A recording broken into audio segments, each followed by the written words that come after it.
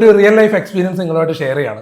September 22 ശേഷം നമ്മൾ ഹോട്ടലിൽ റൂം എടുത്തു കഴിഞ്ഞാൽ അതിൻ്റെ GST റേറ്റിൽ ചെറിയ മാറ്റം വന്നിട്ടുണ്ട്. അപ്പോൾ എനിക്കുണ്ടായിരുന്ന കാര്യം എന്താണെന്ന് വെച്ച് കഴിഞ്ഞാൽ, ഞാനൊരു ഹോട്ടലിൽ റൂം എടുത്തു.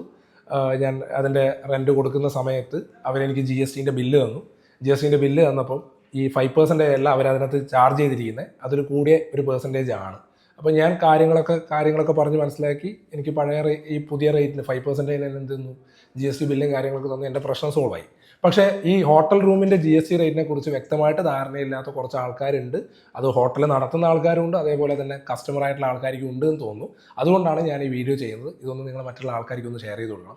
ഹോട്ടൽ റൂമിൻ്റെ GST റേറ്റ് സെപ്റ്റംബർ 22 ശേഷം 7,500 രൂപയിൽ താഴെയാണ് ഡെയിലി റെൻറ്റ് വരുന്നത് എങ്കിൽ 5% മാത്രമേ GST ചാർജ് ചെയ്യാൻ പറ്റുള്ളൂ.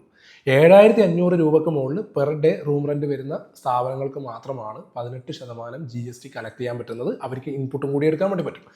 5% GST കളക്ട് ചെയ്യുന്ന ഹോട്ടൽ റൂമുകൾക്ക് ഇൻപുട്ട് ടാക്സ് ക്രെഡിറ്റ് എന്ത് ചെയ്യാൻ വേണ്ടി പറ്റില്ല, എടുക്കാൻ വേണ്ടി പറ്റില്ല. അപ്പോൾ ഇത് ചില ആൾക്കാർ മനഃപൂർവ്വമാണോ അല്ലയോ എന്ന് എനിക്കറിയില്ല. എന്നാലും ഞാൻ ഇത് കാര്യങ്ങൾ പറഞ്ഞ് ബാധിച്ചു, എൻ്റെ കുറച്ച് പൈസ ഞാൻ ലാഭിച്ചു. പക്ഷേ ഇതിനെക്കുറിച്ച് അറിയാതെ നിങ്ങൾ പോയി കഴിഞ്ഞാൽ ചിലപ്പം 18% നിങ്ങളുടെ അടുത്ത് എന്ത് ചെയ്യും, റെൻറ്റിൻ്റെ കൂടെ GST കളക്ട് ചെയ്യും. ആക്ച്വലി 5% ഉള്ളൂ. ഇത് നിങ്ങൾ പരമാവധി ആൾക്കാർക്ക് ഒന്ന് ഷെയർ ചെയ്യുക. ഇനി കൂടുതൽ എന്തെങ്കിലും വിവരങ്ങൾ അറിയണമെങ്കിൽ ഈ പേജ് ഫോളോ ചെയ്യുക. നിങ്ങൾക്ക് എന്തെങ്കിലും ഇങ്ങനെയുള്ള ഇൻസിഡൻസ് ഉണ്ടായിരുന്നെങ്കിൽ ഒന്ന് കമൻറ്റ് ചെയ്യുക, കാര്യങ്ങൾ മനസ്സിലാക്കുക.